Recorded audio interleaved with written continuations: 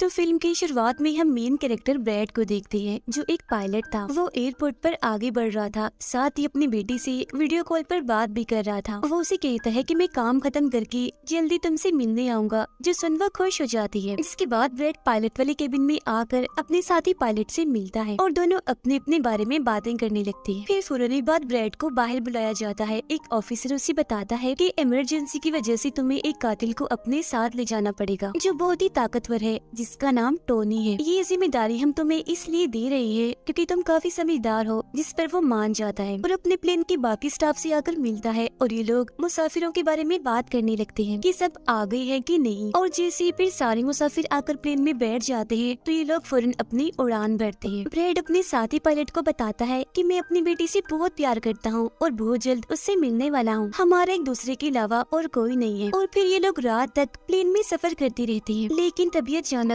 मौसम बिगड़ने लगता है, जिस वजह से ब्रैड परेशान नजर आता है क्योंकि उसे कुछ ठीक नहीं लग रहा था। वो सभी मुसाफिरों को सीट बेल्ट बांधने के लिए कहता है। रेडियो के जरिए वो अपने सेंटर से बात करने की कोशिश भी करता है, पर उसकी बात नहीं हो पाती क्योंकि आहिस्ता आहिस्ता यहाँ के सारे रेडियोस काम करना बंद कर देते हैं। अब तभी अचानक बिजली का तेज झटका प्लेन से आकर लगता है, इस वजह से प्लेन हिलने लगता है। ब्रैड को फिक्र होने लगी थी, इसीलिए जब वो सारे मुसाफिरों को देखने जाता है तो उसे सुकून की सांस आती है क्योंकि सब मुसाफिर ठीक थे। पर यहाँ अब धीरे धीरे करके लाइट बंद होती जा रही थी। जिस बीच एक बार फिर प्लेन को झटका लगता है, जिससे ब्रैड गिर जाता है और उसके माथे पर चोट लग जाती है। इस सारी सूरत हाल की वजह से सारे ही मुसाफिरों की हालत खराब होने लगी थी। ब्रैड वापस केबिन में आकर अपने साथी के साथ मिलकर प्लेन को संभालने में लग जाता है। काफी मुश्किल टाइम था उनके लिए क्योंकि एक तो रेडियो काम नहीं कर रहे थे, ऊपर से स्क्रीन पर भी उन्हें आगे का कुछ भी दिखाई नहीं दे रहा था। तब ब्रैड कहता है कि हमें प्लेन को नीचे लाना होगा क्योंकि अगर एक और झटका लगा तो प्लेन तबाह हो जाएगा। तो फौरन ये लोग प्लेन नीचे लेने लगते हैं। सारे मुसाफिर डरे हुए थे। एक औरत फिर अपनी सीट बेल्ट खोल देती है। उसे देखकर टोनी का ऑफिसर भी ऐसा ही करता है। प्लेन क्योंकि नीचे की तरफ जा रहा था तो ऊपर वाली साइड से वो जोर से टकराते हैं, इतनी जोर से कि फौरन ही उनकी मौत हो जाती है। अचानक तेजी से प्लेन नीचे आने लगता है। तब ब्रैड और उसका साथी जल्दी से इसे कंट्रोल में कर लेते हैं। तभी एयर होस्टेस आकर ब्रैड को बताती है कि मुसाफिरों की हालत खराब हो रही है, जिस पर वो कहता है कि सब कुछ संभालो, अपनी अपनी सीट्स पर बैठने का कहो क्योंकि जल्दी हम करीबी एयरपोर्ट पर उतरने वाले हैं। अब ये दोनों देखते हैं कि हम एक आइलैंड के ऊपर से गुजर रहे हैं, तो कोई और रास्ता फिलहाल ना होने पर ये इस आइलैंड पर प्लेन उतारने का फैसला करती है। वो कोई ठीक सी जगह देखकर फिर प्लेन को उतार ही देते हैं। हालांकि उन्होंने इमरजेंसी लैंडिंग की थी, पर फिर भी सही सलामत वो उतर ही गए थे। अब ब्रैड और उसका साथी तब खुश होते हैं जब उन्हें पता चलता है कि थोड़ी बहुत बिजली अभी भी प्लेन में है। इसके बाद ब्रैड सभी को नीचे उतरने का कहता है। उधर प्लेन की कंपनी का मालिक भी देख लेता है कि अचानक प्लेन कहीं गायब हो गया है क्योंकि उसने प्लेन को लैंड होते हुए नहीं देखा था और काफी देर से रेडियो खराब होने की वजह से उसका राब्ता भी नहीं हो पाया था, इसीलिए वो थोड़ा टेंशन में नजर आता है। अब एयर होस्टेस ब्रैड को आकर बताती है कि टोनी को लाने वाली ऑफिसर की मौत हो गई है। जिससे ब्रैड को दुख तो होता है, पर वो उसे कहता है कि चलो जो भी हुआ अब बाकी मुसाफिरों का ख्याल रखो। अब सारे लोग इस सोच में थे कि हम यहाँ क्यों उतरे हैं, जिस वजह से ब्रैड सामने आकर बताता है कि इमरजेंसी की वजह से हमें यहाँ उतरना पड़ा। प्लेन में अभी भी थोड़ी बहुत बिजली मौजूद है, जिससे हम बाकी बिजली की चीजों को ठीक कर लेंगे। तब तक आप लोग यहाँ आराम से रहिए, खाना पानी मिलेगा और रहने की जगह भी, और आप लोग घबराइएगा नहीं, बहुत जल्द हम यहाँ से निकल जाएंगे। उधर प्लेन कंपनी के मालिक की मुलाकात एक रेस्क्यू एक्सपर्ट से होती है, जो ऐसे लोगों को खोज निकालने का काम करता है जो मुश्किल में कहीं फंसे होते हैं। कंपनी का मालिक उसे कहता है कि मुझे मेरे प्लेन की सारी डिटेल्स, जैसे कि वो कहाँ गया, उसके वर्कर्स, मुसाफिरों की सबकी जानकारी चाहिए। अब ब्रैड प्लेन के पास आकर उसे ठीक करने में लग जाता है, पर वो देखता है कि प्लेन में पावर बिजली काफी कम है, इसीलिए इनको इंतजार करना होगा क्योंकि रेडियो भी अभी काम नहीं कर रहे। फिर जब वो इस बारे में अपने साथी पायलट को बताता है तो उसका साथी नक्शा देखकर बताता है कि हम एक प्राइवेट आइलैंड पर फंसे हुए हैं। ये कोई आजाद जगह नहीं है, बल्कि यहाँ एक प्राइवेट आर्मी का कब्जा था, जो बुरे लोग थे क्योंकि उसमें सारे ही गुंडे थे और अगर उन्होंने हमें कोई भी नुकसान पहुँचाया तो गवर्नमेंट भी हमें नहीं बचा पाएगी। जो सुन ब्रैड कहता है कि अब कैसे भी करके हमें अपनी रेस्क्यू टीम को यहाँ बुलाना ही होगा ताकि वो आकर हम सबको बचा ले, क्योंकि यही एक रास्ता है यहाँ से निकलने का। अब ब्रैड सबके पास आकर उन्हें बताता है कि किसी खराबी की वजह से रेडियो अभी भी काम नहीं कर रहा। जो सुनकर सारे लोग काफी परेशान हो जाते हैं। ब्रैड उन्हें फिर तसल्ली देता है कि हम आइलैंड की दूसरी साइड पर जाकर रेडियो को ढूंढेंगे और अपनी टीम से रेस्क्यू टीम को यहाँ भेजने के लिए कहेंगे, जो आकर आप सबको बचा लेगी और मेरे साथ टोनी जाएगा। ये कहकर वो टोनी की हथकड़ी खोल देता है और ये लोग आगे बढ़ जाते हैं।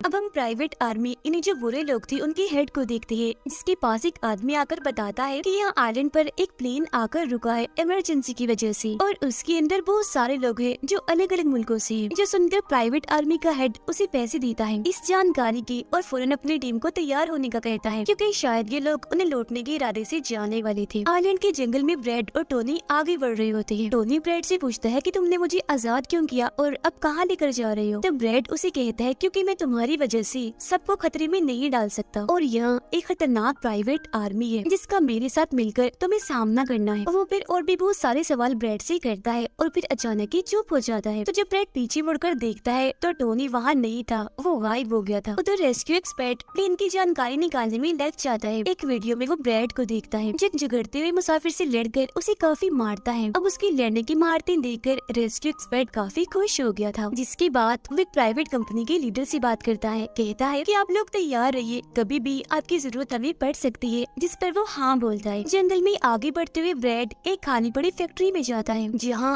वो एक बंद रेडियो मशीन को ढूंढ ही लेता है और फिर उसे ठीक करके फोन लगाता है। हेल्पलाइन पर उसकी बात होती है, जिन्हें वो अपने प्लेन और इस आइलैंड के बारे में बताता है, लेकिन लाइन में कोई गड़बड़ी होने की वजह से सामने वाला इंसान उसकी बात सुन ही नहीं पाता। तब उसे एक आइडिया आता है, वो ये सारी चीजें अपने बेटे को लिखवा कर उसे अपने ऑफिस में बताने का कहता है। अब तभी एक आदमी आकर ब्रैड पर हमला कर देता है, तो वो उसे पकड़कर काफी मारता है और बेहोश कर देता है। तभी ब्रैड को महसूस होता है जैसे इस कमरे में कोई आ रहा है, इसीलिए जल्दी से वो छुप जाता है। पर वहाँ और कोई नहीं बल्कि टोनी था, जिसने बहुत सारे गुंडों को मारकर उनके हथियार ले लिए थे, और वो ब्रैड को आवाज लगाने लगता है। फिर जब ब्रैड सामने आता है तो कुछ हथियार वो उससे भी दे देता है। इसके बाद ये दोनों नीचे की तरफ आने लगते हैं। तब यहाँ उन्हें एक कैमरा मिलता है, जिसमें चल रही वीडियो से उन्हें पता चलता है कि वो खतरनाक प्राइवेट आर्मी यहाँ आने वाले लोगों को अगवा कर लेती है, और फिर उन लोगों की फैमिली से अच्छी खासी रकम लेती है उन्हें छोड़ने के बदले। जो देख वो समझ जाते हैं कि हमारे मुसाफिर भी खतरे में हैं। अब ये दोनों बाहर खड़ी गाड़ी में आकर बैठ जाते हैं और अपने मुसाफिरों की तरफ जाने लगते हैं। उधर जब सारी मुसाफिर बैठे हुए थे तो तभी उन्हें किसी गाड़ी की आवाज आती है। वो ये सोचकर काफी खुश हो जाते हैं कि जरूर ये ब्रैड है, पर ब्रैड नहीं, वहाँ तो वो खतरनाक प्राइवेट आर्मी थी। वो गोलियां चलाकर इन लोगों की तरफ बढ़ रहे थे। इन गोलियों की आवाज ब्रैड और टोनी ने भी सुन ली थी। प्राइवेट आर्मी का हेड पायलट से सभी मुसाफिरों की लिस्ट मांगता है। तब जल्दी से एयर होस्टेस उसे लिस्ट लाकर दे देती है। फिर वो हेड पूछता है कि तुम्हारा सीनियर पायलट ब्रैड कहाँ पर है? जिस पर वो बताता है कि किसी काम से वो जंगल में गया था, पर अभी तक वापस नहीं आया। इसी दौरान एक औरत वहाँ से भागने की कोशिश करती है, पर वो लोग गोली चलाकर उसे मार देते हैं। ये आवाज सुनकर ब्रैड उनकी मदद करने के लिए भागता है,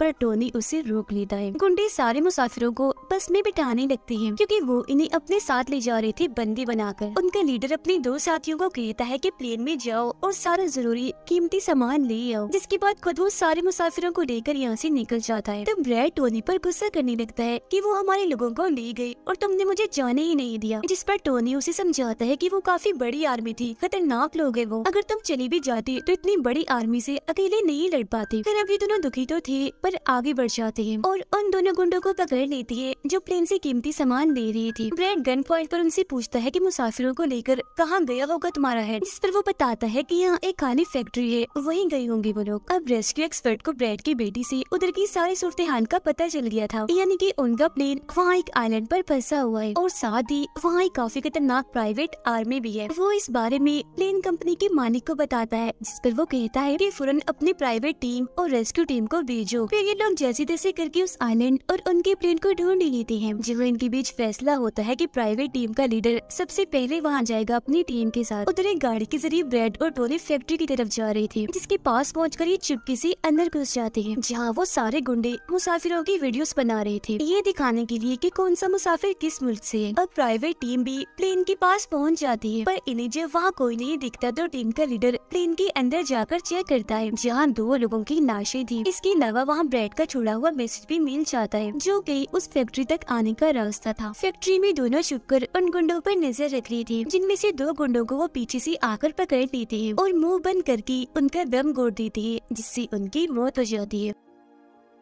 फिर ये खुफिया दरवाजे से आगे बढ़ते हैं और एक कमरे के बाहर जा पहुँचते हैं। उस कमरे के अंदर ही सारे मुसाफिरों को कैद किया हुआ था। वहाँ बहुत सारे गार्ड्स खड़े हुए थे, जिन्हें देखकर टोनी को काफी गुस्सा आ जाता है। इसीलिए वो वहाँ पड़ा हथौड़ा उठाकर एक एक करके सभी को मारता जाता है। फिर ब्रैड एक गुंडे से चाबी लेकर उन मुसाफिरों को कमरे से आजाद कर देता है। वो फिर सबको कहता है कि जल्द से जल्द प्लेन के पास पहुँचो, क्योंकि रेडियो के जरिए मैंने मदद मंगवाई है, रेस्क्यू टीम आती ही होगी। इसके बाद वो सब लोगों को बस में बिठाता है। तभी टोनी उसके पास आकर बताता है कि वहाँ बाहर बहुत सारे गुंडे खड़े हुए हैं, तो हम यहाँ से नहीं निकल सकते। वो जब फिर मुसाफिरों को परेशान देखता है तो कहता है कि मैं मुसाफिरों का ध्यान भटकाऊंगा, जबकि टोनी तुम सभी मुसाफिरों को यहाँ से ले जाना। जो कहकर ब्रैड वहाँ से निकलकर गुंडों के पास आता है। उनके हेड से बात करता है कि मेरी टीम यहाँ आ रही है, इसीलिए तुम मेरे मुसाफिरों को छोड़ दो। अब तभी गुंडे आकर उसे मारने लगते हैं और उनका हेड कहता है कि ऐसे कैसे छोड़ दूं, पैसों के बगैर मैं किसी को नहीं छोड़ता। जिसके बाद अब वो गोली से जैसे ब्रैड को मारने वाला होता है कि तभी प्राइवेट टीम यहाँ आकर उन पर हमला कर देती है। वो काफी गोलीबारी करती है, इसमें बहुत सारे गुंडे मारे जाते हैं। जिसके बाद वो ब्रैड को लेकर यहाँ से जाने लगते हैं, बस में बैठकर निकल जाते हैं। गुंडों का लीडर देखता है कि बाकी गुंडों के साथ साथ मेरा भाई भी मारा गया है, तो उसे काफी गुस्सा आता है। इसीलिए वो अपनी टीम को कहता है कि जल्दी करो, तैयारी पकड़ो और हाँ, किसी को भी मत छोड़ना, एक एक को चुन चुन कर मार देना। गाड़ी में ब्रैड उस प्राइवेट टीम से बात करने लगता है, तब उनका हेड उसे बताता है कि हम छोटी सी प्राइवेट टीम है जो बस तुम्हें यहाँ बचाने की मिशन में आई है, क्योंकि हम कोई रेस्क्यू टीम नहीं है। उन्हें आने में तो अभी और भी वक्त है। जो सुन ब्रैड घबरा तो जाता है, पर कहता है कि कोई बात नहीं, मेरे पास एक आइडिया है। इसके बाद ये लोग भी प्लेन के पास आ जाते हैं, जहाँ सारे मुसाफिरों को टोनी पहले ही ला चुका होता है। ब्रैड फिर अपने लोगों को कहता है कि प्राइवेट टीम हमारी मदद करने यहाँ आ गई है और अब उनकी मदद से हम प्लेन को चला लेंगे और फौरन यहाँ से निकल जाएंगे। तो आप सब लोग जल्दी से प्लेन में बैठ जाएं, क्योंकि हम रेस्क्यू टीम का इंतजार नहीं कर सकते, उन्हें आने में वक्त है और अगर हम यहाँ रुके तो उस खतरनाक आर्मी के हाथों मारे जाएंगे। जो सुनकर सारे लोग प्लेन में बैठ जाते हैं, जबकि ब्रैड प्राइवेट टीम के लीडर के साथ मिलकर प्लेन को ठीक करने में लग जाता है। जहाँ तभी वो गुंडे आकर इन पर हमला कर देती है, जिनको देखकर प्राइवेट टीम उन्हें रोकने में लग जाती है और यहाँ दोनों तरफ से ही काफी गोलीबारी होती है। पर इस टीम के पास काफी अच्छी गन्स थी, तो वो बहुत सारे गुंडों को मार गिराती है। ब्रैड टीम के लीडर को बताता है कि मैं अगले 5 मिनट में प्लेन को स्टार्ट कर दूंगा, मतलब कि चला दूंगा, जिसके बाद हम सब लोग उड़ान भरेंगे। फिर वो टोनी का शुक्रिया भी अदा करता है कि तुमने मेरा इतना साथ दिया। फिर ब्रैड गोलियों के बीच से ही होता हुआ अंदर आकर बैठ जाता है और अपने साथी पायलट के साथ मिलकर प्लेन चलाने लगता है। टोनी की गोलियां खत्म हो गई थी और जब वो प्राइवेट टीम का बैग चेक करता है तो उसे वहाँ पैसों से भरा हुआ एक बैग मिलता है। पर फिलहाल पैसों को ऐसे ही छोड़कर दूसरे बैग से गन लेकर दोबारा गुंडों से लड़ने लगता है, जहाँ तब तक ब्रैड भी पूरे प्लेन को घुमा भी चुका होता है। फिर वो प्राइवेट टीम भी प्लेन में चढ़ने लगती है। ब्रैड को प्लेन कंपनी का मालिक बताता है कि मैं तुम्हें कोई महफूज जगह बता दूंगा जहाँ तुम जा सकते हो। सभी लोग तो प्लेन में चढ़ जाते हैं, पर टोनी नहीं चढ़ता। वो पैसों से भरा बैग लेकर वहाँ से भागने लगता है। तब उसे जाता हुआ देखकर प्राइवेट आर्मी उनके प्लेन पर हमला कर देती है। उनका हेड प्लेन के सामने रॉकेट लॉन्चर लाकर उन्हें एक ही झटके में उड़ाने का सोच रहा था, लेकिन उसे टोनी देख चुका था। वो उसे गोली मारकर गिरा देता है, ऐसा करने से रोक लेता है। ये देखकर ब्रैड को बहुत खुशी होती है, जिसके बाद वो अपनी पूरी ताकत लगाकर प्लेन उड़ाने में कामयाब हो ही जाता है। इस वजह से टोनी भी खुश था और वो भी फिर वहाँ से चला जाता है। ब्रैड प्लेन को आइलैंड से दूर ले जाता है, जबकि प्लेन का मालिक उसे एयरपोर्ट का बताता है जहाँ ये लोग जा सकते थे, जो काफी करीब था। तब ब्रैड उस तरफ प्लेन ले जाने लगता है, पर एक बार फिर प्लेन तबाह होने लगता है। इसलिए ब्रैड दोबारा से इमरजेंसी लैंडिंग करवाता है और उनका प्लेन नीचे आने के बाद जंगल के रास्ते आगे बढ़ने लगता है। सब लोगों की जान बच गई थी, इसीलिए वो काफी खुश थे। उधर प्लेन कंपनी का मालिक और उसकी टीम भी बेहद खुश थी। ब्रैड और उसका साथी भी सुकून की सांस लेते हैं कि कम से कम वो उस आइलैंड से तो निकल आए थे और सबकी जान भी बच गई थी। कुछ ही देर में यहाँ इनकी रेस्क्यू टीम भी आ जाती है, जिन्हें देखकर सारे मुसाफिर खुश तो थे, साथ ही ब्रैड की बहादुरी पर तालियां बजा रहे थे। ब्रैड फिर सारे मुसाफिरों को रेस्क्यू टीम के साथ भेज देता है, जिसके बाद वो अपनी बेटी से बात करता है। वो इस बात से काफी खुश थी कि थैंक गॉड मेरे डैड जिंदा है। दोनों भाई बेटी बात करके बहुत खुश थे और इसी के साथ ब्रैड की बहादुरी की